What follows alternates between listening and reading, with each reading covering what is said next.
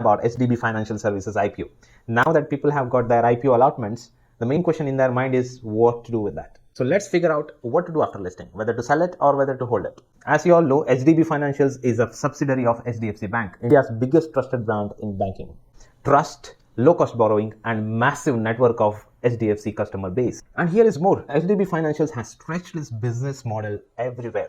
They do not rely on one just category. They have loans across every business models, be it personal loan, be it gold loan, be it consumer durable loans, be it SME loans as well. They have stretched their hands everywhere in the industry.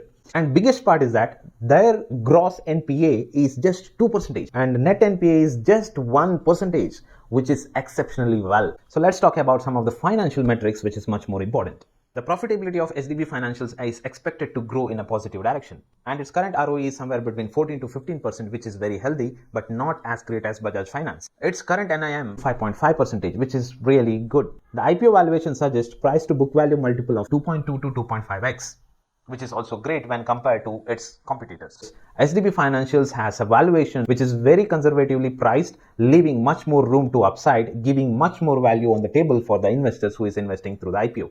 So how does macros and sector outlook help HDB Financials? The bigger picture is also supporting the NBFC sector. The recent repo rate cut is also going to help NBFCs. India's evolving Tier 2 cities and Tier 3 cities are growing in demand. HDFC Financials are ready to capture these opportunities. So let's come to the important part. What to do post-listing? The post-listing strategy.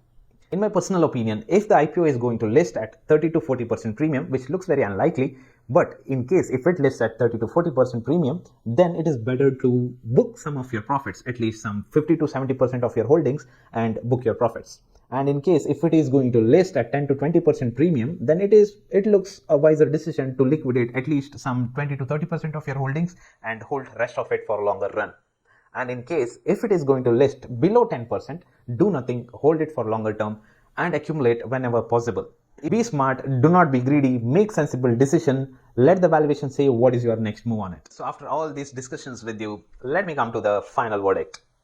This IPO is a rare mixture of strong parentage, solid numbers, and fairly valued IPO. If this IPO is going to list at a reasonable price, this makes a strong stock to be in your core portfolio. So without taking any impulsive decisions, focus on the fundamentals, stay calm, and let the valuation decide what is your next move. So if this breakdown of this IPO helped you, consider giving me a like, subscribe to my channel for more analysis on IPOs and mutual funds, and join my WhatsApp investor community for early updates, link given in the description box below. I am Harshit Shetty signing off today. Let's meet again in the next video.